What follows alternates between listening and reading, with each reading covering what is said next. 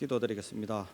장감사하신 아버지 너무나 감사합니다. 이렇게 또 무더운 날씨도 저희들 아버지 안의 은혜로 무사히 잘 넘기고 또 이렇게 9월 첫째 주 또 풍성한 가을을 맞이하게 해주시라니 감사합니다. 주님, 저희들을 항상 사랑하여 주시고 저희들을 이 악한 죄에서 항상 건져 주시려고 저희들을 늘 불꽃 같은 눈동자로 지켜주시며 저희들의 생명이 되시며 구세주가 되시며 영원한 안식자가 되시며 저희들의 왕이 되시는 아버지 하나님께 감사와 영광 올려드립니다.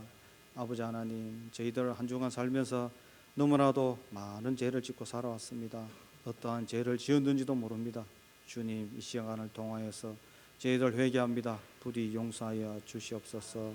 아버지 하나님, 너희는 평강이 있을지어다 하는 말씀으로 선교사님 단위에 쓰셨습니다. 주님, 이 말씀을 선포될 때에 저희들 심령을 쪼개 주시어서 저희들이 아버지 하나님께 더 가까이 나아가며 또 주의 말씀대로 살아가려고 노력하는 한 주가 될 수 있도록 주님 그 은혜를 흘러넘치도록 부어 주시옵소서. 아버지 하나님, 저희 모두 성도들이 한마음 한뜻으로 서로를 사랑하며 서로를 아껴주며 서로를 위하여 기도하며 한마음 한뜻으로 복음 전파하며 영혼 구원하는 데 최선을 다할 수 있도록 성령 충만, 능력 충만 흘러넘치도록 부어 주시옵소서. 아버지 하나님, 마치는 시간까지 아버지 하나님 저희들의 예배들을 주님 홀로 영광받아 주시옵소서. 악한 사탄 마귀 틈타지 못하도록 지켜주시옵기를 간절히 기도드리옵고 살아계신 예수님의 이름으로 기도드리옵사옵나이다. 아멘.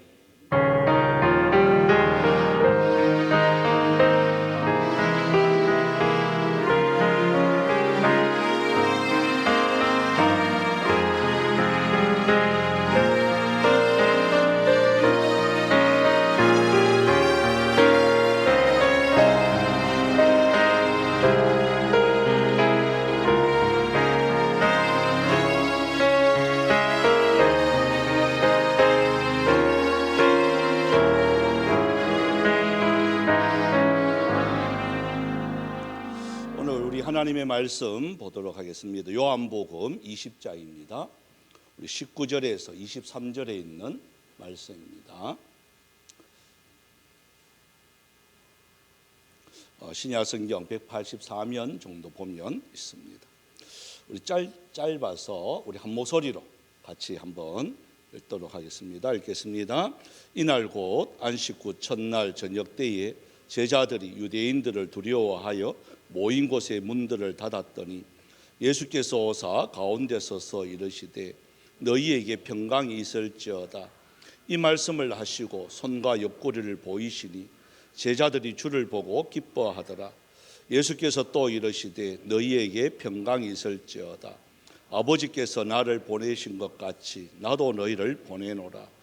이 말씀을 하시고 그들을 향하여 숨을 내쉬며 이르시되 성령을 받으라.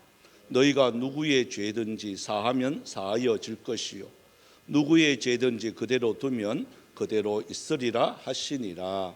아멘. 우리 이 시간은 제가 지난 3일 동안 휴가를 이렇게 다녀와서 좀 걱정을 이렇게 했습니다. 야, 휴가 뒤에 설교 힘든데 마침 우리 김가중 선교사님이 한국에 들어왔다 소식을 듣고요, 제가 부탁을 했습니다. 이때 꼭 좀 해달라고. 그래서 아주 저는 마음 편안하게 휴가도 갔고 푹 쉬고 비록 비는 왔지만 이 시간 마음이 참 편합니다. 그래서 이 시간 우리 김가중 선교사님이 태국 아마 치앙마이에 거기서 지금 사역하고 계시는데 제가 봤을 때 저하고 같이 사역한 적은 없어요. 하지만 내일교회를 통해 가지고 거기서 몇 번 인사도 드리고 함께 이야기도 나누고 그랬습니다. 그래서 귀한 시간 내주셔서 감사드리는데 나오실 때 우리 할렐루야로 환영하도록 하겠습니다. 할렐루야. 감사합니다. 네, 김가중 선교사 인사드리겠습니다. 혹시 PPT가 준비됐는지만 확인하고. 네, 저희 소개를 잠시 드리도록 하겠습니다. 저희는 태국 치앙마이에서 사역하고 있습니다.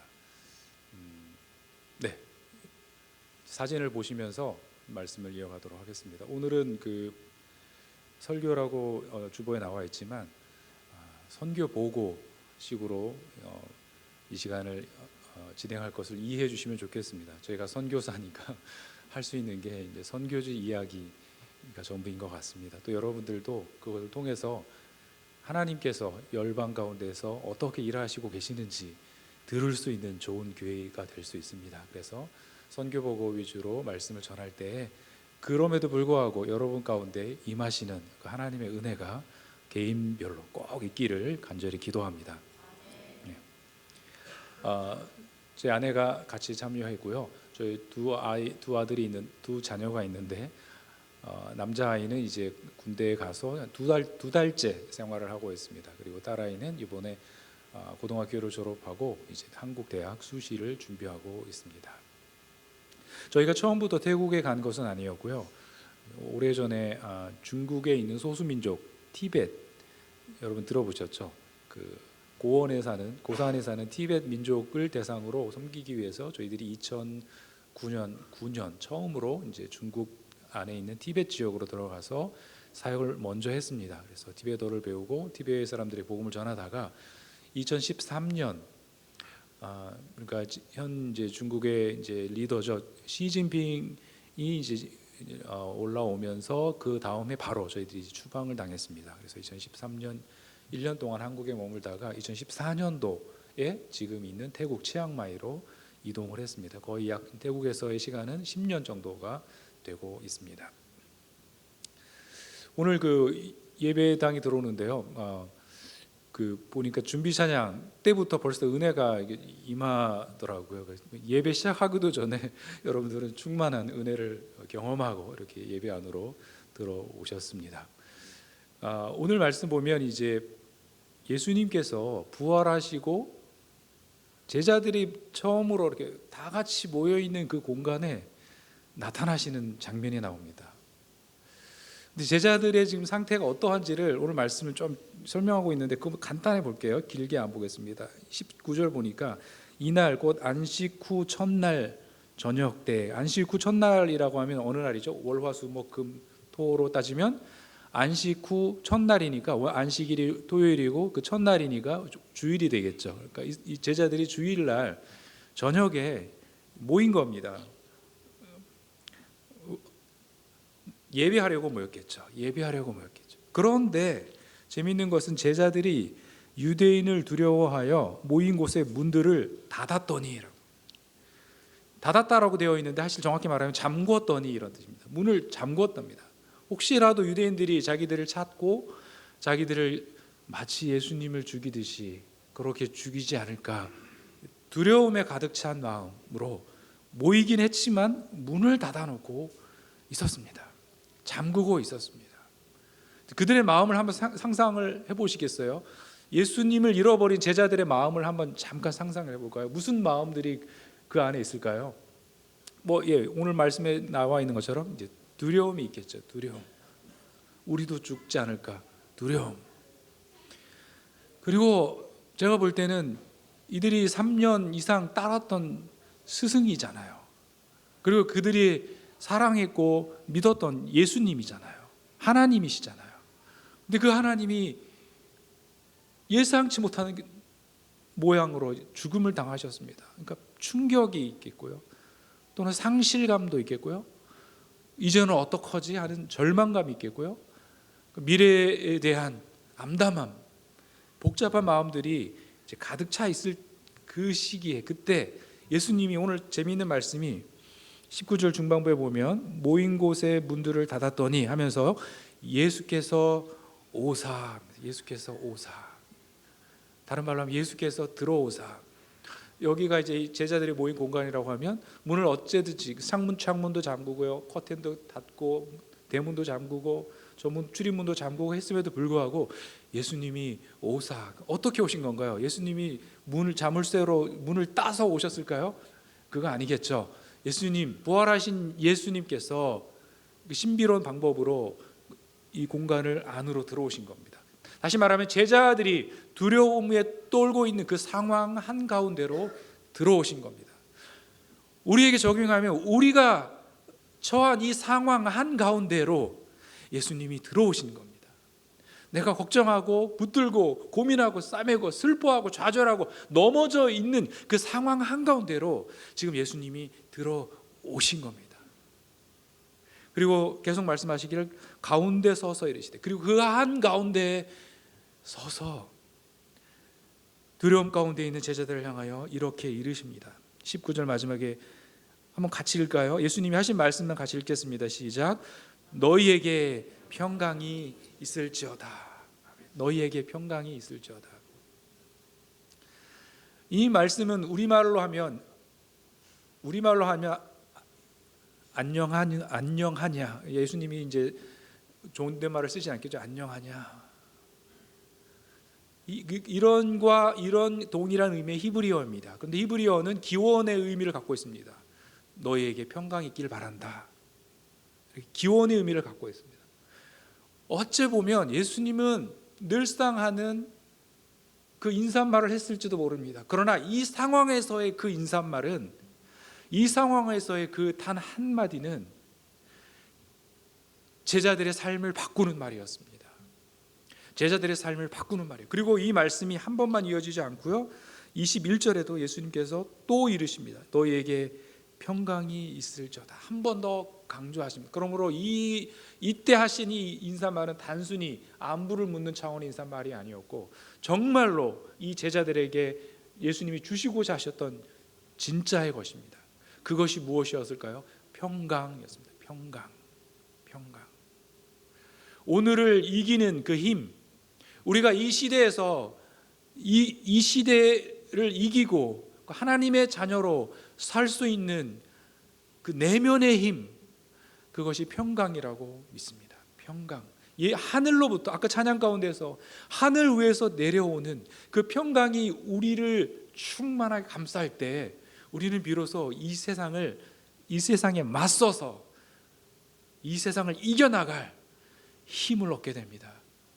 그 평강, 다시 말하면 예수님께서 평강을 너희에게 주겠다. 내가 곧 평강이다. 내 평강을 너희에게 주겠다. 제자들을 그렇게 위로하시는 것입니다. 제가 잠시 이 말씀을 이제 멈추고요, 이제 태국 이야기로 들어가도록 하겠습니다. 사진을 보시면서 넘어가겠습니다. 예. 다음 사진. 예. 저희 사역을 먼저 크게 두 가지로 소개하겠습니다. 저희가 태국 치앙마이에서 하는 사역은, 첫 번째는 선교사 자녀, MK라고 불리는 MK 선교사 자녀의 교육 사역입니다. 그리고 두 번째는 태국 교회 사역입니다. 오늘 이제 선교 보고에서 한 5가지 단어만 혹시 기억하신다면 여러분은 이제 성공하신 겁니다. 첫 번째 단어는 MK입니다. MK니까 무슨 말이죠? 미셔너리 키즈란 뜻이죠. 그래서 선교사 자녀들을 이제 교육하는 그 사역을 저희가 하는 게 첫 번째 사역이고요. 두 번째는 태국 교회 사역을 같이 하고 있습니다. 자세한 거는 이후에 설명을 계속 드리겠습니다. 그다음에 첫 번째로 선교사 자녀 MK들에 대한 교육 사역은 저희가 이제 저희 단체 안에 CEM이라는 팀이 있습니다. 치앙마이 에듀케이션 미니스트리라는 그 팀이 있는데, 그 팀 안에서 첫 번째 선교사 자녀 학교에서 아이들을 가르칩니다. 그레이스 인터내셔널 스쿨이라는 그 학교에서 아이를 가르치고 선교사 자녀를 가르치고요. 또 선교사 자녀 기숙사 라이트하우스라는 그 선교사 자녀 기숙사에서 선교사 자녀들을 돌보는 그 사역을 하고 있습니다. 이것이 저희들이 첫 번째 큰 사역이고요. 두 번째로 저희가 하는 사역은 태국 교회 사역을 하고 있습니다. 올해 4월까지는 만프라쿤이라는 교회에서 저희들이 사역을 했고요. 올해 이제 5월부터는 저희가 교회를 개척했는데 반산티숙이라는 교회에서 현재 이를 개척을 하고 있습니다. 그래서 오늘 이야기는 이 두 큰 이야기를 가지고 여러분과 함께 나누겠습니다. 예, 그다음 여러분, 선교사 자녀 MK 요 사역도 선교입니까? 자, 어떤 사람이 이렇게 저희가 있는 태국에 갔습니다. 교사십니다. 근데 그 아까 말한 그 인터내셔널 그레이스 인터내셔널 스쿨에서 선교사 자녀들을 가르칩니다. 여러분, 이분이 선교사입니까? 선교가 맞습니까? 네, 고개를 끄덕이시는 분들이 이제 몇 분 계십니다. 맞습니다. 선교는 우리가 복음을 전하고 다른 문화권에 들어가서 복음을 전하고 교회를 세우는 것, 네, 그것이 이제 그리고 예수 그리스도를 그들에게 전하고 땅 가운데 하나님의 나라가 임하게 하는 것, 그것이 본질입니다. 그런데 그 선교가 진행되기 위해서는 여러 가지 일들이 일어나야 합니다. 그 선교가 진행되기 위해서는 본국에서 선교사들을 훈련시키는 사역이 필요하겠죠. 그 개발하는 동원하는 사역도 필요하겠죠. 또 본국에서 또 여러분들처럼 기도하는 사역이 필요합니다. 선교사들의 이름과 그들의 가족과 사역을 기억하며 날마다 기도하는 사역들이 필요합니다. 이것도 선교입니다. 또 선교사들이 때로는 이렇게 안식년에 왔을 때 머물 거처가 없는데 어떤 분들은 저 대구에 왔던 한 분은 자기의 그 가정집 2층을 개조해가지고 선교사들이 머물 수 있는 게스트하우스로 제공하고 있습니다. 그것도 선교입니다. 의료적인 문제가 있으면 그걸 돌보고, 정신적인 문제가 있으면 상담이라든가 영적인 돌봄을 하는 이런 모든 것들이 다, 심지어는 은퇴 이후에까지의 삶까지도, 다시 말하면 교회 주님의 복음이 땅 끝까지 전해지기 위하여 행해지는 모든 일들, 그것이 곧 선교입니다. 그러므로 선교사 자녀들에 대한 교육과 케어 또한 선교입니다. 그럼 선교사 자녀들은 왜 돌봄과 케어가 필요할까요? 여러분, 저희는 부름심을 받고 그것이 충만하여 그렇게 선교지로 나아갔습니다. 저는 이제 고등학교 때 선교원 신을 하고요. 그리고 전공을 그거에 맞춰서 정하고 또 신학을 하고, 그러면서 그 기간 동안에 선교에 대한 말만 들어도 제 가슴이 뛰고요. 아, 저 길이 내가 달려갈 길이구나. 가슴이 벅차오르고요. 그랬습니다. 그렇게 해서 준비해서 선교사로 갔지만, 그러니까 선교사 자녀들은 그렇지 않습니다. 태어나 보니까 선교지였고, 태어나 보니까 선교지에서 이제 다른 문화권 아이들과 함께 자라나고 있는 겁니다. 그런데 이들이 이제 부모님이랑 사니까 말은 통할지 모르겠는데, 어느 날 한국에 와봤더니 내가 태어난 한국일지라도 뭔가 좀 어색하고 다르고 아는 사람도 별로 없고 문화도 좀 이상하고 여기서 말도 잘 못 알아듣겠고, 그러니까 이 아이들이 느끼는 한국은 이 낯선 동네가 되어가고 있습니다. 그렇다고 다시 또 선교지로 와 보면 나는 여전히 한국 사람이고 저 아이들과 똑같지 않고 뭔가 다른. 그래서 이 아이들은 이제 TC 전문 용어로 이제 제3 문화의 아이들, Third Culture Kids라고 합니다. 그래서 이제 부모 문화도 아니고 현지 문화도 아닌 또 다른 문화를 형성해서 이 아이들은 자라나고 있습니다.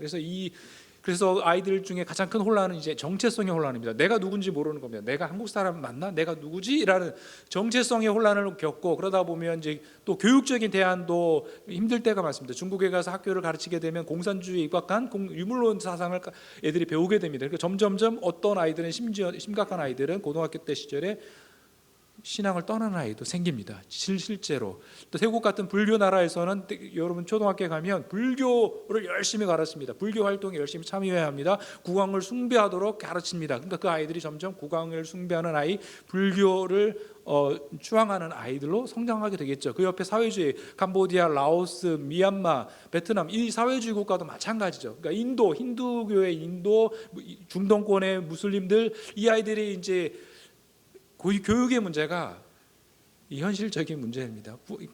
홈스쿨링이 인정된 미국과 같은 서구권에서는 부모들이 가르치기도 합니다. 그 교재를 가지고 와서 부모들이 가르치면 정부가 그거를 인정해 주지만, 우리나라 정부는 홈스쿨링을 인정해 주지 않습니다. 그러니까 아무리 우리 집안에 우리가 홈스쿨링을 해도 한국에서 인정하지 않기 때문에 또 다른 문제에 직면하게 됩니다. 그래서 이런 아이들의 정체성 문제, 또 교육적인 문제, 이런 부분들에 대해서 우리가 케어를 함으로 인해서 어떤 일이 일어날까요? 그 아이는 그 아이들대로 자기가 누구인지 찾게 되고 교육적인 대안을 찾게 되고, 그래서 이제 자기 꿈을 찾아갈 수가 있겠죠.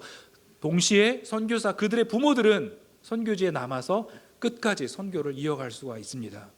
그러므로 선교사 자녀들에 대한 돌봄, 그들에 대한 교육, 그들에 대한 모든 그 케어가 중요한 선교입니다. 그래서 바라기는 여러분들 중에도 이러한 다양한 선교의 영역 가운데 관심을 가지고요, 여러분이 갖고 있는 은사나 여러분이 할 수 있는 걸 가지고 그 참여할 수가 있다면 하나님께서 기뻐하실 겁니다. 그것도 선교입니다.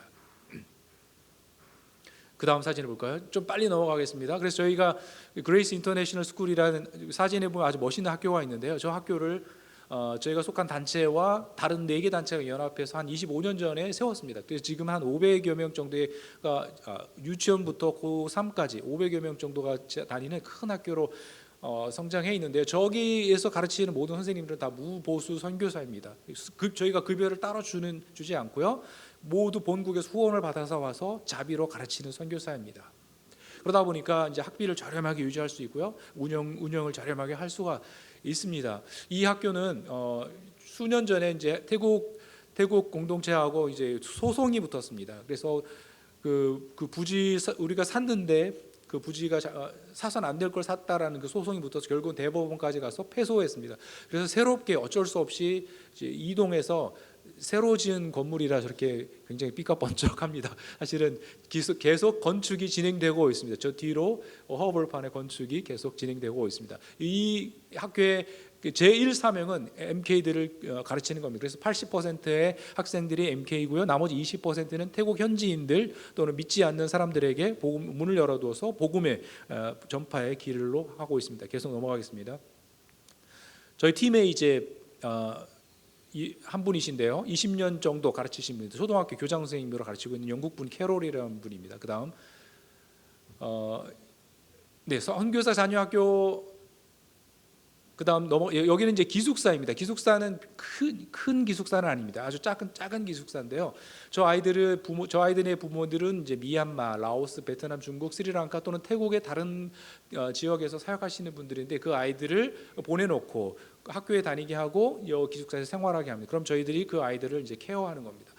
그럼 그렇게 함으로써 그 부모님들은 그 지역에서 끊임없이 선교를 이어갈 수 있게 되는 것입니다.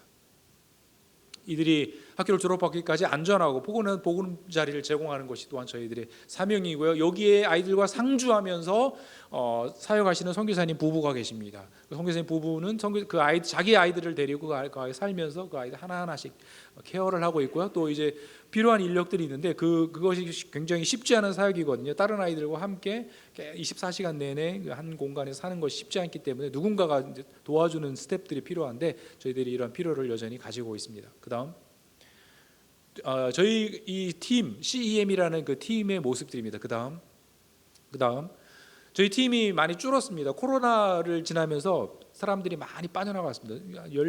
몇 명의 사람들이 계속 빠져나가고 지금 저 정도밖에 남지 않았는데요. 그래서 지금 MK들에 대한 교육 또는 MK들에 대한 돌봄 요거에 대해서 비전을 같이 할 수 있는 사역자들이 한국에서도 또 다른 나라에서 계속 올 수 있기를 저희들이 기도하고 있습니다. 기도 제목 잠깐 드리겠습니다. 그래서 그다음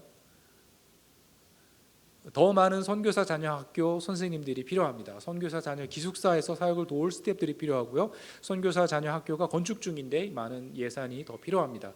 또 저희가 이 팀의 CEM의 리더로서 지혜와 성숙함으로 모든 팀원을 잘 돌보고 앞으로도 건강한 사역팀으로 훌륭히 세워가기를 기도 부탁드리겠습니다. 그 다음으로 넘어가겠습니다. 그 다음에 저희가 또 하는 사역이 이제 태국 교회 사역을 하고 있습니다.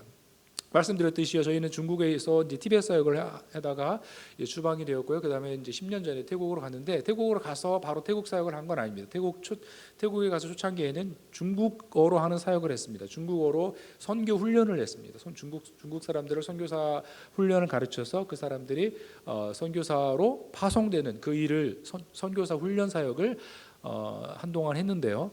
열매도 있었고요. 근데 이제 저희 하나님께서 중간에 이제 방향 전환을 이제 허락하셨습니다. 저희들이 그래서 제가 중국에 아직도 못 들어가는 상황이거든요. 그래서 여러 가지 한계가 있고 건강상의 문제도 있었고 그래서 태국에 있는 현지인들 태국 사역의 방향을 전환토록 하셨습니다. 그다음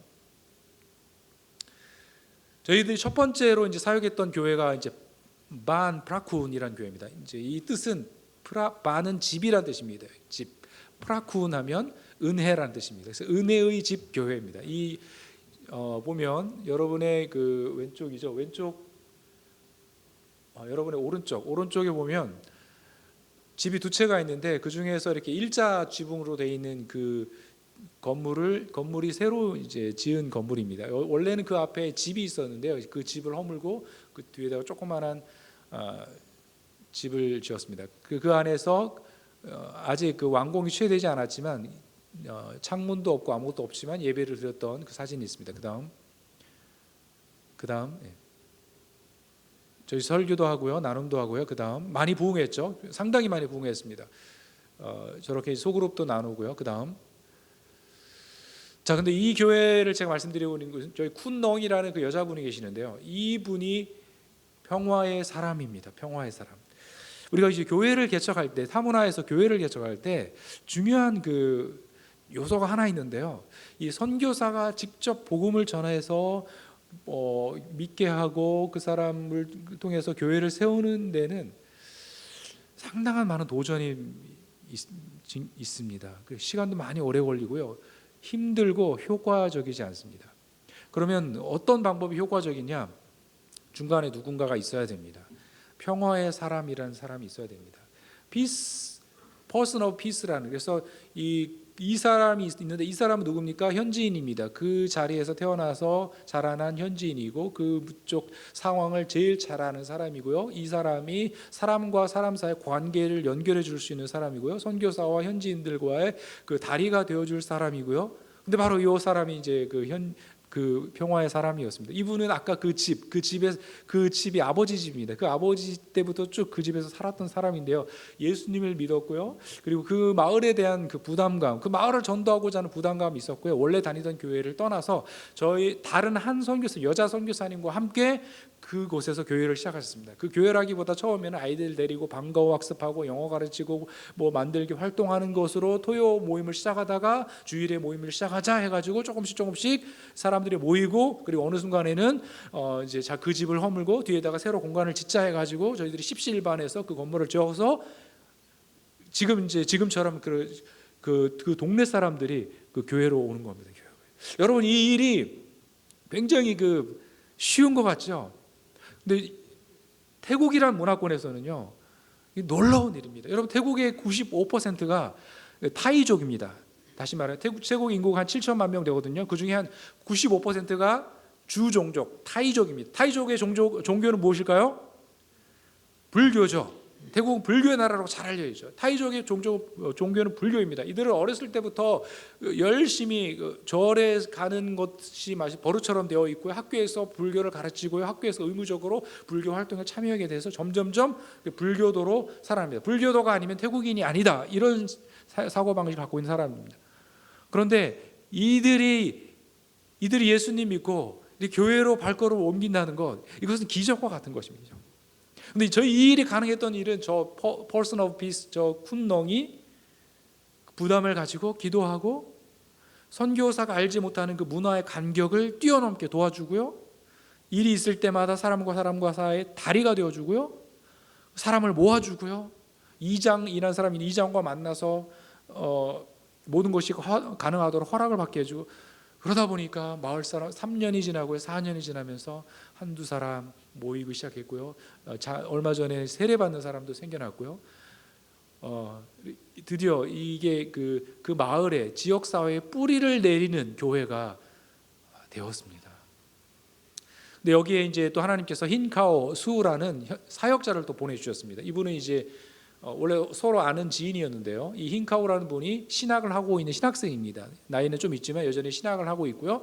그런데 이 교회에 연결돼서 이분이 여기 사역자로 세우면 좋겠다. 모두가 마음이 모아져서 저 힌카오를 이제 부부를 사역자로 세우고요. 쿤넝은 마치 이제 교회 집사님처럼, 교회 장로님처럼 옆에서 그 두 분을 서포트하고 있습니다. 그리고 여기에는 이제 아까 말한 한국인 사진은 없지만 한국인 선교사님이 계시고 또 몇몇 이제 초임 선교사님들이, 새로 오신 선교사님들이 여기를 또 같이 와서 참여하고 있습니다. 그래서 저희는 이 교회를 통해서 많이 은혜를 받았고요. 저희들이 할 수 있는 것, 또 설교나 또는 소그룹이라든가 또 여러 것을 통해서 저희들도 많이 오히려 배웠고요. 그리고 이제는 또 교회가 이 지역사회에 뿌리고 내려오고 있는 이 모습을 저희들이 보면서 저희도 참 그 비전을 깨달았습니다. 다시 무슨 말이냐면, 건강한 교회, 지역사회에 뿌리를 내릴 수 있는 교회, 그리고 주종족 타이족이 주류가 되는 교회, 이것에 대한 비전을 이 교회를 있으면서 가지게 되었습니다. 그 다음 사진을 보시게 되면요, 뭐 저희들이 했던 행사입니다. 저 교회 앞에서 또 한 작은 마을에서 이렇게 불을 켜놓고 야외에서 그 행사인데 사진이 되게 그 정감 있게 보이죠. 이 태국은 저게 가능합니다. 이게 겨울에도 가능합니다. 왜요? 저긴 열대야 나라이기 때문에요. 성탄절 전혀 춥지 않습니다. 저렇게 시원하게 이제 나름대로 성탄절 분위기를 내면서 성탄절을 하고 있는데, 그렇게 되면 마을 사람들이 믿지 않는 사람들이지만 이렇게 행사하면 우르르 몰려옵니다. 우르르 몰려와서 함께 우리 하는 공연을 나누고요, 음식도 나누고요, 또 재미있는 시간을 보내고 이제 가는데요. 그다음 또 한국에서 그다음 이제 다음 사진 부탁합니다. 또 감사하게도 단기팀이 오면은 또 우리가 할 수 없는 일들, 초등학교에 가서 공연 사역, 또 초등학교에 가서 이제 복음을 우리가 말로는 못 전하지만 이제 드라마라든가 이런 다른 활동들을 통해서 이 아이들에게 시골 초등학교에서 복음을 전하는 사역도 하고요. 그다음 태국 어린이날에 맞춰 사역도 하고요. 그다음 이제 제 아까 성탄절 행사했던 그 또 동일한 장소이죠. 거기에서 이웃 초청 잔치를 이렇게 다 모여서 복음을 전하고요. 또 이제 아까 사역자 흰카오라는 사역자분께서 또 구원의 메시지를 전하고 해서 열심히 복음을 전하고 있습니다. 감사한 것은 태국은 불교의 나라고 이제 왕이 있지만 기독교 선교를 허용한 나라입니다. 동남아에서 기독교 선교를 허용한 유일한 나라입니다. 물론 좀 더 내려가면 싱가포르도 있지만 이 태국, 베트남, 미얀마, 라오스, 뭐 옆에 인도, 스리랑카 이쪽에는 다 공식적인 선교사가 못 들어갑니다. 그런데 태국은 약 195년 전에 선교사를 허용했고요, 교회 전파가 가능합니다. 그래서 저렇게 마음껏 복음을 전해도 괜찮습니다. 감사한 거죠. 저희가 이제 중국에 추방이 됐다고 했죠. 중국에 추방돼서 저 아이들이 치앙마이로 이동해서 거기에 있는 그 학교, 선교사 자녀 학교를 갔습니다. 근데 의무적으로 이제 태국어를 배워야 되는데요. 초등학교 때는 그 중에 한 시간에 그 태국 선생님이 태국에 관련된 글을 써보라 이렇게 이제 숙제를 준 것 같아요. 근데 이렇게 썼다고 그 태국 선생님 저한테 들려주셨습니다. 뭐라고 썼냐면, 나는 태국 왕에게 감사합니다. 왜? 중국 대통령은, 중국 지도자는 우리를 내쫓았는데 태국 왕은 우리 선교사들을 받아줬기 때문입니다. 저희 그 조그마한, 그때가 아마 4학년 때였나요? 소학년 때 태국에 갔는데 얘가 그거를 썼다는 얘기를 들었는데 제 가슴이 뭉클하더라고요. 이 녀석이 저도 많이 힘들었지만 얘도 나름대로 힘들었구나. 얘도 힘들었는데 이제 태국에 와서 마음껏 이렇게 이제 학교도 다니고 또 신앙생활할 수 있는 것에 대해서 이 아이도 감사한 마음이 있구나. 어쨌든 태국은 그렇게 복음 전파가 가능합니다. 그런데 여기에는 좀 다른 면이 있는데요. 이 사람들은 일종의 자신감입니다. 195년의 선교 역사 동안에 선교사들이 정말 열심히 선교를 했습니다. 복음화율이 한 몇 프로 될까요? 지금 전체 인구 중에 몇 프로 정도가 갈까요? 자, 제가 세 가지 예시를 드리겠습니다. 자, 복음화율은 5%. 그래도 한 200년 가까이 선교했으니까 한 20%좀 되겠지. 20%. 아니야, 불교가 세니까 1%. 몇 번일까요? 1%. 정확한 답은 0.6%입니다. 0.6%. 아쉽게도. 다시 말하면 이들의 세계관은 우리의 세계관하고 너무너무 다릅니다. 여러분, 겉은 되게, 태국 가보신 분 혹시 모르겠지만 되게 상냥하고 잘 웃습니다. 또 깔끔하고 예의도 바르고 친절합니다. 그런데 이 안에 들어가 보면 세계관이 아주 기이합니다. 첫 번째로 그들의 세계관을 감싸고 있는 것은요, 정령주의라고 하죠. 애니미즘, 그러니까 귀신들에 대한 그 믿음입니다. 그 귀신들에 대한, 다른 말로 말하면 두려움입니다. 그러니까 여러분 이제 태국에 보면 곳곳마다 길거리, 집에 이렇게 신상 같은 게 있습니다. 그건 불교하고는 관련이 없는 거거든요. 불교가 아니라 이제 정령 신앙에서 유래한 건데 그 귀신들을 이렇게 위한테 절하는 신당입니다. 그런 것들이 여러분 좋아하는 맥도널드 앞에 가면 커다랗게 딱 있고요. KFC 앞에도 아주 커다랗게 딱 있습니다. 모든 현대화된 쇼핑몰에 가도 그것이 아주 더 화려하게 자리 잡고 있습니다. 무슨 말이냐면 태국인들은 이 두려움에 사로잡혀 있습니다. 귀신에 대한 두려움에 사로잡혀 있습니다. 그래서 그 정령주의 신앙, 그리고 태국 방송을 열면 두 가지 드라마가 나옵니다. 하나는 이제 애정, 남녀에 관해 싸움을 다루는 애정, 두 번째는 귀신에 대한 드라마가 너무너무 많습니다. 그러니까 거기에다가 이제 불교적인 세계관이 들어갑니다. 불교적인 세계관은 무엇일까요? 불교적인 세계관은 우리 기독교하고 정반대죠. 우리 예수 그리스도가 유일한 구원의 길이라고 믿고 있습니다. 근데 불교는 좀 다릅니다. 불교는 이게 모든 것이 다 이제 하나가 된다. 이쪽으로 가도 구원이 있고 저쪽으로 가도 구원이 있고, 이제 이거 믿어도 되고 저거 믿어도 되고, 결국 이것이 나를 이제 구원에 이르게 할 것이다. 거기에 이제 어느 날 제가 택시를 탔는데 어떤 사람이 이제 그 택시 기사가 예수님 그림을 앞에다 딱 모셔놨더라고요. 그래서 너무 반가워서 혹시 예수님 믿냐 했더니 아니라고 난 불교더라고. 그런데 저 그림이 내 택시를 지켜줄 거라고 이렇게 믿고 있습니다. 이렇게 이게 태국 사람입니다. 어찌 보면 이기적입니다. 자기한테 필요한 것, 저것이 나에게 필요한 것을 해줄 거야라는 기복적인 신앙을 가지고 도움이 되는 모든 것들은 다 자기한테 붙여놓습니다. 그리고 예수님을 전하면 잘 듣습니다. 잘 들어요. 잘 믿지만 그래, 그 좋은 사람이야, 좋은 분이야, 좋은 길이야 하고 듣고 이제 흘려버리는 거죠. 그러니까 이들의 독특한 세계관 때문에 복음이 뿌리내리지 못했습니다. 그리고 태국인은 굉장히 외교적입니다.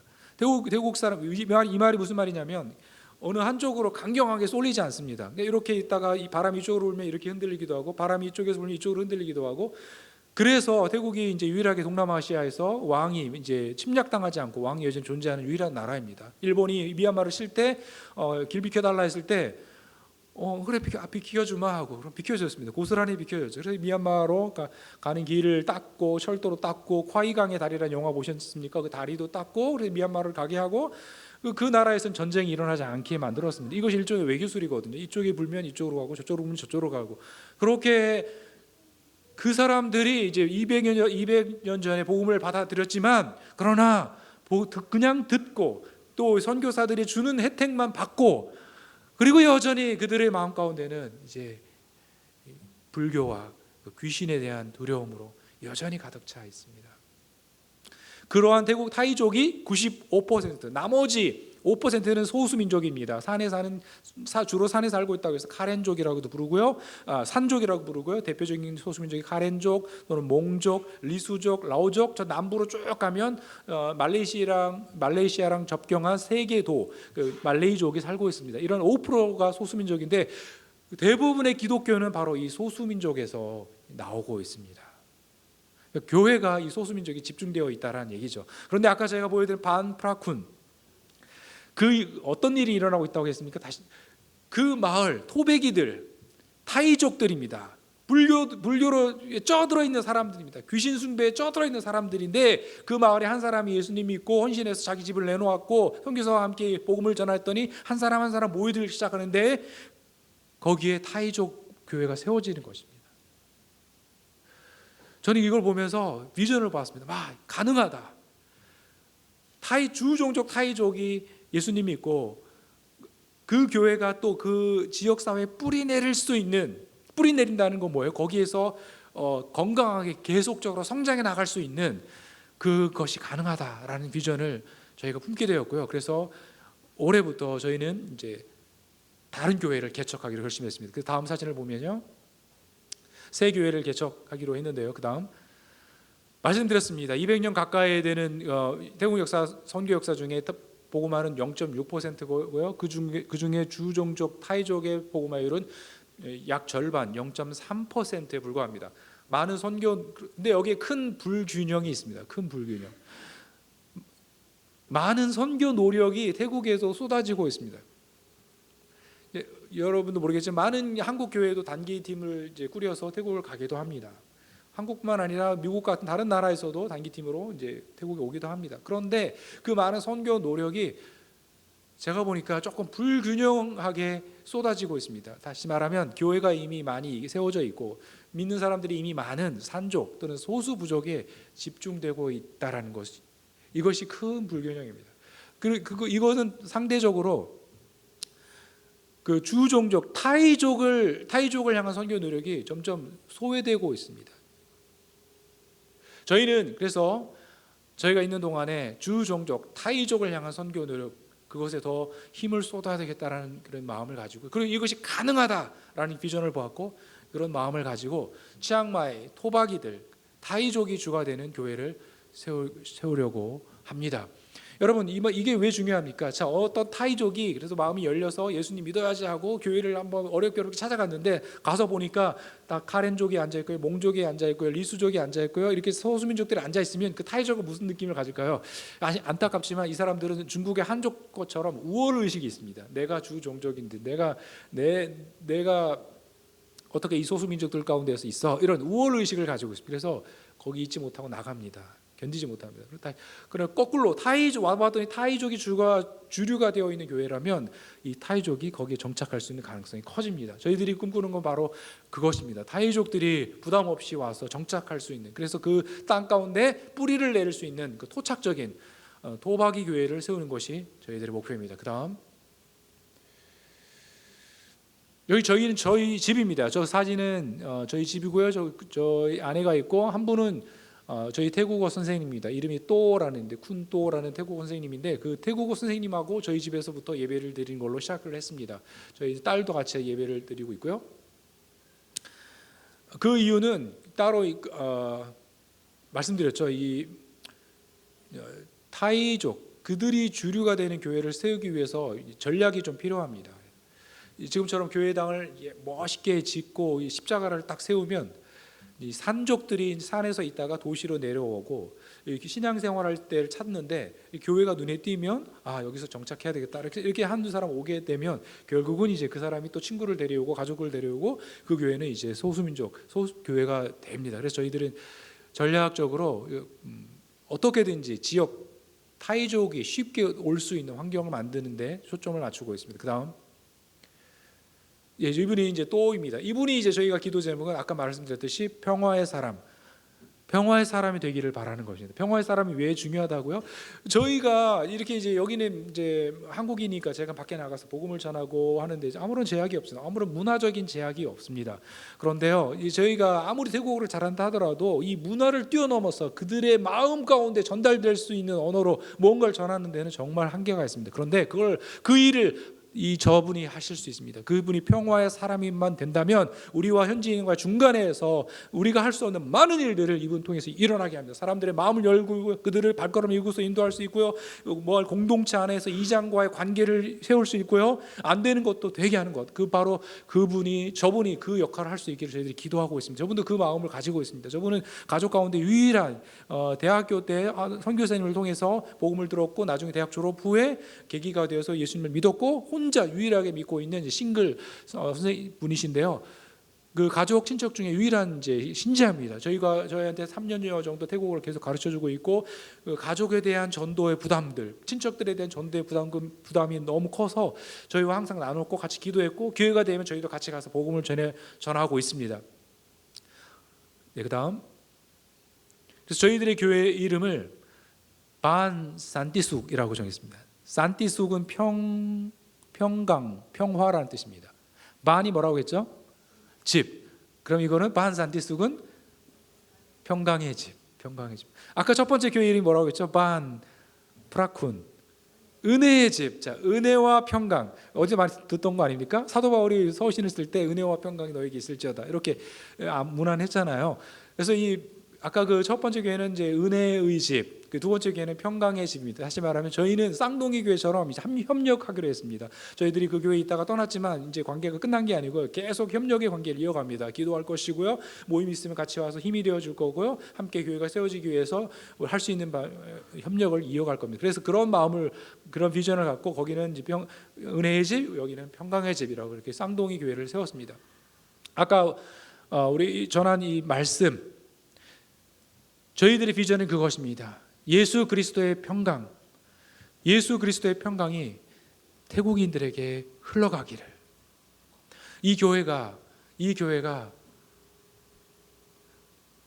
두려움에 사로잡혀 있는 태국인들에게 주님의 평강을 경험하는 그런 교회가 되기를 바라는 그 마음으로 이름을 이렇게 지었습니다.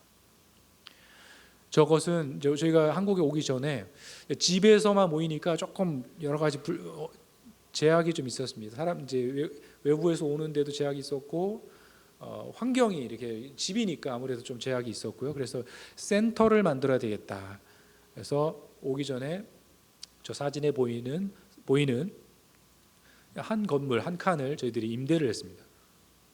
그래서 이제 돌아가면 저기를 좀 더 이제 꾸며서 저희들이 이제 저 평강의 집이라는 이름으로 교회를 시작할 겁니다. 그래서 저 간판에는 교회라는 말을 안 쓰려고 생각하고 있습니다. 지금 그냥 저 그대로 평강의 집이라고 쓰고 이제 그 안에서 이제 아이들 방과후 활동, 영어 교육, 또 주일에는 예배 이런 식으로 센터를 통해서 그 지역의 타이족들을 올 수 있도록 초점을 맞추고 사역을 하려고 하고 있습니다.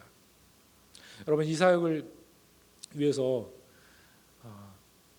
기도를 부탁을 드립니다. 여러분 이제 전혀 알지도 못하는 선교사가 어느 날 갑자기 와서 태국 이야기를 막 쏟아부었는데요.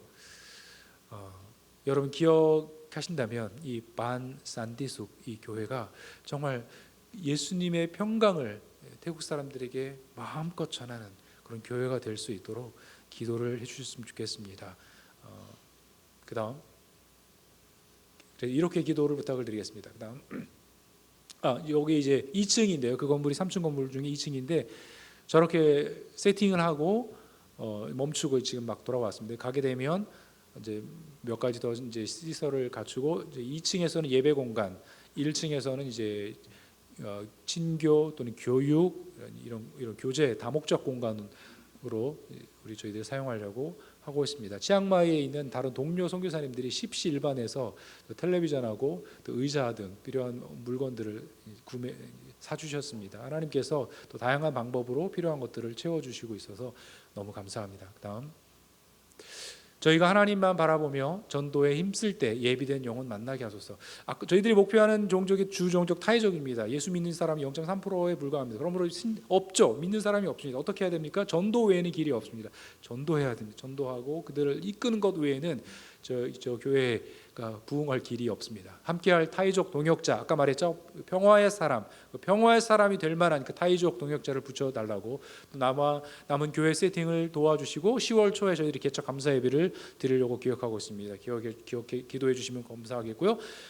저희의 비전이 다시 한번 말씀드리면 치앙마이, 토박이, 타이족들이 주가 되어 지역사회에 뿌리 내리는 건강한 태국 교회로 세워지게 하여 주옵소서. 또 저와 아내의 건강을 위해서 기도를 부탁드립니다. 그다음 이제 제 아들이 이제 7월달에 군대를 가서 이제 두 달이 지났습니다. 그다음 저희 딸이 이제 그곳에서 고등학교를 졸업해서 이번에 수시를 지금 지원하려고 준비하고 있습니다. 그다음 기억하신다면 이 두 자녀가 각각 있는 곳에서 안전하고 건강하게 지내게 기도해 주시고요. 그들과 함께 하시는 하나님을 깊이 만날 수 있도록 기도 부탁을 드리고요. 아들이 군 생활에서 축복의 시간이 되도록 우리 신영이가 지금 수시 준비하고 있는데 그 길을 인도해 달라고 이렇게 기도해 주셨으면 좋겠습니다. 제가 한번 잠깐 기도하겠습니다. 하나님 아버지, 주는 평화이십니다. 주는 평화이십니다. 죄인된 우리를 구원해 주셔서 우리로 하여금 하나님과 평화 가운데 거하게 하셨습니다. 주는 평화이십니다. 주는 평화이십니다. 우리밖에 몰랐던 우리 죄인들이 이제는 마음을 열어 이웃을 사랑하고 섬기는, 더 저 멀리에 있는 이름도 알지 못하는 미전도 종족을 향하여 기도하며 섬기는 그 평화를 우리에게 주셨습니다. 주는 평화이십니다. 우리의 절망 가운데 있는 인생 가운데 찾아오셔서 소망을 주시며 사방이 꽉 막혀 있는 상황 가운데서도 하늘을 보게 하시며 하늘에서 내려오는 평강을 누리게 하시는 그 평화이십니다. 주는 평화이십니다. 우리가 가진 것 아무것도 없을지라도 저 영원한 하늘나라를 바라볼 때 그 풍성한 유업, 멸하지 않는 유업, 영원한 유업을 보게 하시고 위로받게 하시는 주는 평화이십니다. 주는 평화이십니다. 우리의 육체가 쇠잔해가고 질병 가운데 연약하여 질지라도 우리의 내면은 점점 그리스도를 닮아가게 하시며 그리스도와 함께하는 저 나라를 사모하게 하시니 주는 평화이십니다. 주는 평화이십니다. 아무것도 없는 것 가운데서 오히려 감사와 기쁨의 찬양을 드릴 수 있게 하시는, 우리의 삶에 노래를 부르게 하시는 그 평화이십니다. 이 평화가 현풍중앙교회 모든 성도님들 위해 오늘 이 시간 충만히 임하게 하여 주시옵소서. 하나님과 화목되게 하신, 이웃과 화목되게 하신 그 평화가 이 시간 이 성도들 심령 가운데 충만히 임하게 하여 주시옵소서.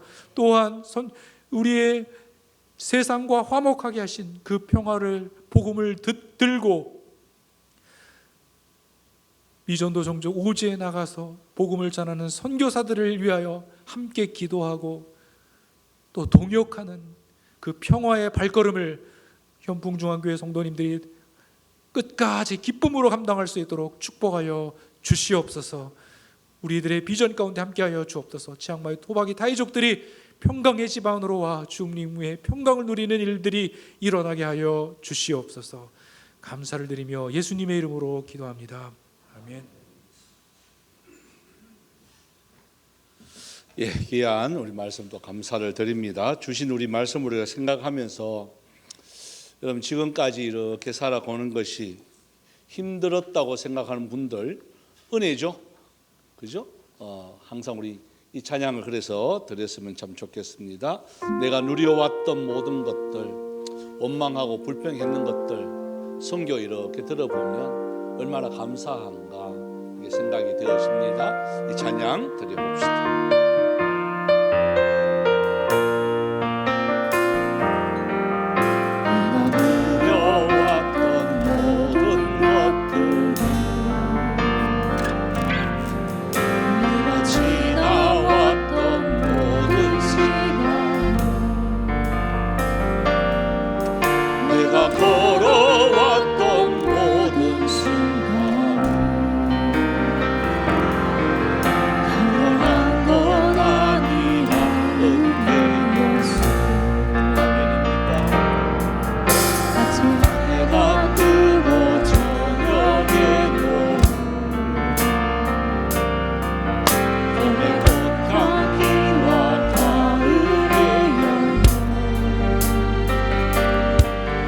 변화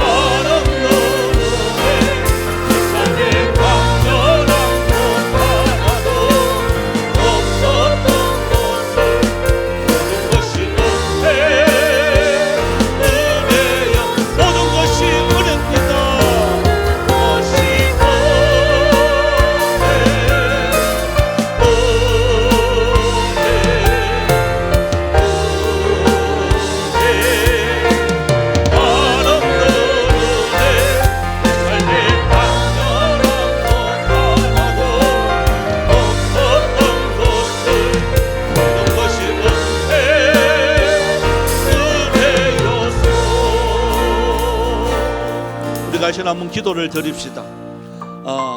참 이게 선교사님들은 그 현장에서 이렇게 참 목숨 걸고 때로는 추방을 당하고 때로는 자녀의 문제 때문에 때로는 여러 가지 환경 또 여건 문화 또한 이런 누리는 모든 것들에 이렇게 혜택을 누리지 못하고 있습니다.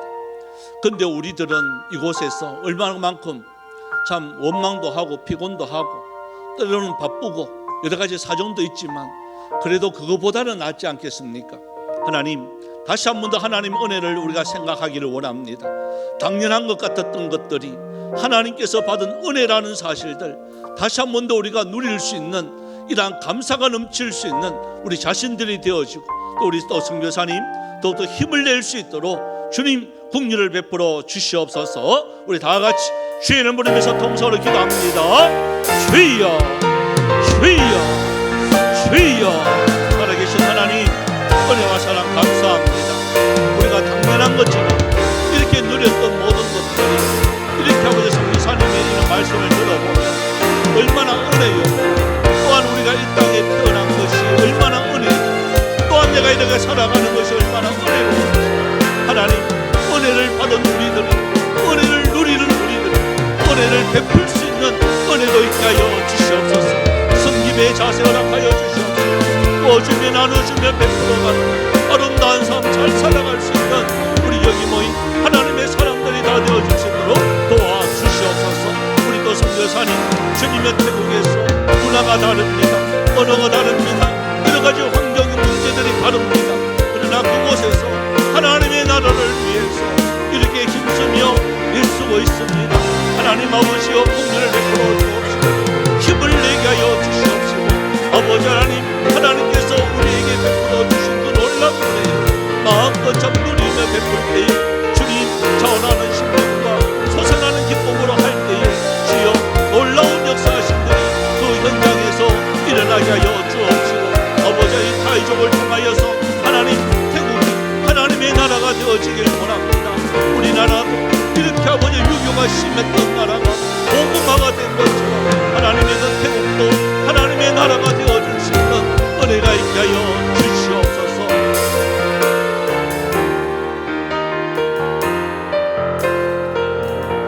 참 좋으신 하나님, 오늘 또 귀한 선교사님을 통하여서 태국의 그 치앙마이의 현지의 그 하나님의 사역들을 들을 수 있는 은혜 주시니 너무나도 감사를 드립니다. 몰랐던 것들입니다. 이제 알았으니 우리도 주님이 하나님의 나라를 위해서 작지만 힘이 되어지게 하여 주시옵시고 협력할 수 있는 은혜도 있게 하여 주셔서 하나님의 나라가 주여 우리도 복음의 빚진 나라가 아니겠습니까? 우리도 선교사님들의 그 순교한 헌신의 그 노력을 통하여서 우리가 복음 듣고 하나님의 나라를 누린다면 우리도 이제는 받았던 우리들이 베풀 수 있는 넓은 마음도 허락하여 주시옵시고 일선에선 우리 선교사님 더욱더 힘을 낼 수 있는 은혜도 있게 하여 주시옵소서. 또한 이 시간 하나님의 은혜 감사해서 드린 손길들 있습니다. 주님 먼저 11조를 주님 앞에 구별하여 드렸습니다. 드리는 손길들 복되게 하여 주시옵시고 그 10분의 9도 하나님 영광에서 사용되어 줄 수 있는 귀한 물질 삼아 주옵소서. 감사를 드립니다. 9월 한 달 함께 하실 줄 믿고 감사를 드립니다. 하루하루 주시는 은혜 감사드립니다. 또한 지난 한 달 풍성한 은혜 주심에 감사를 드렸습니다. 언제나 우리 가정 지켜주시고 좋은 길로 인도하여 주심에 감사를 드립니다. 한 주간 삶에 감사를 드립니다. 건강 지켜주심에 감사를 드립니다. 또 사업장에 안전사고 없도록 보호하여 주시고 또한 주심에 감사드리고 또 흥풍중앙교회 함께함에 또 감사를 드렸습니다. 또 선교하신 하나님의 이 사업 사랑과 은혜 주님께서 함께 나눌 수 있도록 해주셔서 또 선교사님 부부 또 감사를 드립니다. 어제나 오늘이나 변함없으신 하나님의 감사드립니다. 아버지가 예수님 영접하고 천국 가게 해주심을 감사를 드립니다. 하나님 사는 집사님 그 아버지의 빈자리 우리 주님께서 채워주시옵시고 위로하여 주시옵소서. 주시는 은혜 감사를 드립니다. 주의 아니면 살아갈 수가 없음을 다시 한 번 더 깨닫게 해주셔서 감사를 드립니다. 때를 따라 도우시는 은혜 감사드리는 손길들 복되게 하여 주시옵시고 날마다 우리의 감사의 조건이 풍성하여 줄 수 있는 은혜가 있게 하여 주시옵소서. 선교 헌금으로, 장학 헌금으로, 건축 헌금으로 주님 앞에 구별하여 드렸습니다. 차량 헌금으로 드립니다. 마음의 소원을 들며 일천문제로 드렸습니다. 주일 헌금으로 드립니다. 드리는 손길들 복되게 하여 주옵시고, 물질 때문에 어려움 당하지 않도록 땅에 기름 진 것으로 하늘의 문들을 더욱더 활짝 열어 주시옵소서. 또한 하나님의 나라를 위해서 수고하며 흘리는 많은 땀방울들 있습니다. 자원하는 심령과 솟아나는 기쁨으로 그 일들을 할 때에 하나님 만배로 갚아주시옵시고, 날마다 풍성한 삶 잘 살아갈 수 있는 은혜가 있게 하여 주옵소서. 아버지 하나님, 이 자리에 함께하지 못한 우리 성도들이 있습니다. 주님, 어느 곳에 있든지 무엇을 하든지 이 자리를 그리워할 것인데 위로하여 주옵시고 찾아가 주시옵시고, 다음 주일날 이 자리에 함께 모여 하나님께 영광 돌릴 수 있는 은혜도 있게 하여 주시옵소서. 흩어져 있는 우리 선교사님들 주님의 계속해서 힘을 내게 하여 주옵시고, 오가는 소식들, 승리의 소식들만 충만케 하여 주시옵소서. 감사드리옵고 살아계신 예수님의 이름으로 기도드리옵나이다. 아멘. 광고 말씀 드립니다. 주보 뒷면을 여러분 참조해 주시고요. 이 호석이 어디 가뿐네? 예. 우리 오늘 말씀은 우리 오늘 태국 우리 치앙마이에 하시는 우리 김가중 선교사님께서 말씀을 전해 주셔서 감사를 드립니다. 오늘 우리 오후에 예배 다 마치고요, 순장 예친 다 마치고 우리 순장 기간장 수련회가 있습니다. 수련회라고 해서 뭐 대단한 건 아니고요, 우리 위로하고 격려하는 그런 시간이 될 것 같습니다. 또 마치고 바로 이 자리에서 재직회, 우리 교회는 재직회는 5분 안에 끝납니다. 그러니까 움직이지 마시고 가만히 계시면 5분 안에 끝내겠습니다. 개발과정 다음 주부터 시작을 합니다. 오늘은 이제 떡이 이제 또 찬조를 하셨는데요, 우리 박동영 집사님 지난 주간에 또 부친상 당해서 감사하다고 아마 떡을 이렇게 제공하는 것 같습니다. 먹을 때 또 위로해 주시기를 바랍니다. 우리 한번 호석이가 없어도 외치고 우리 마치도록 합시다. 나부터 한번 합니다. 예배, 기도, 찬양, 성김, 전도. 예, 감사합니다. 우리 다 같이 일어나셨어요. 하나님을 만나면 끝난 것이다. 우리 찬양 후 오늘은 우리 선교사님 축도로 예배를 마치도록 하겠습니다.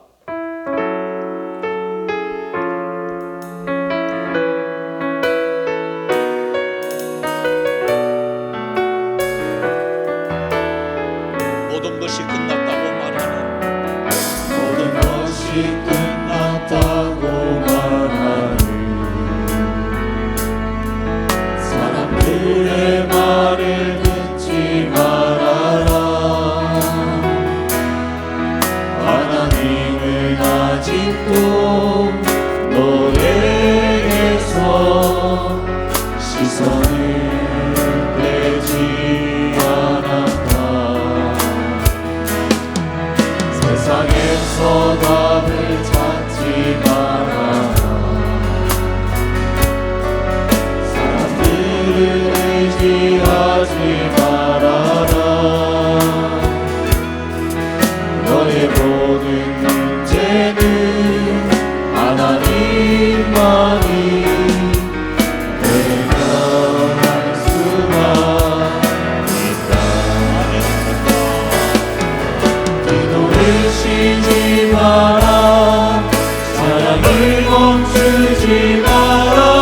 하나님이 너를 주목하고 있다. 예배에 집중하라. 말씀을 붙잡아라. 하나님을 만나면 끝난 것이다. 가는 길 멈추지 마라. 뒤를 돌아보지 마라. 하나님이 너를 주목하고 있다. 의심을 하지 마라. 절대 포기하지 마라. 하나님을 믿으면 끝난 것이다. 예수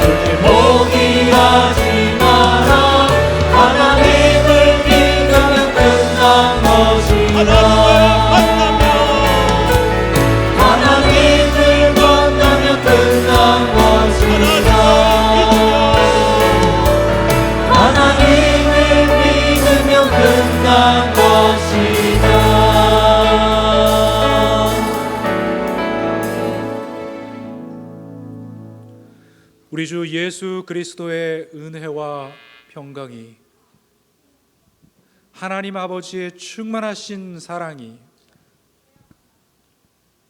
성령 하나님의 교통하심과 붙드심이 사랑하는 현풍중앙교회 온 성도들 머리 위에 이제로부터 영원토록 함께 있을지어다.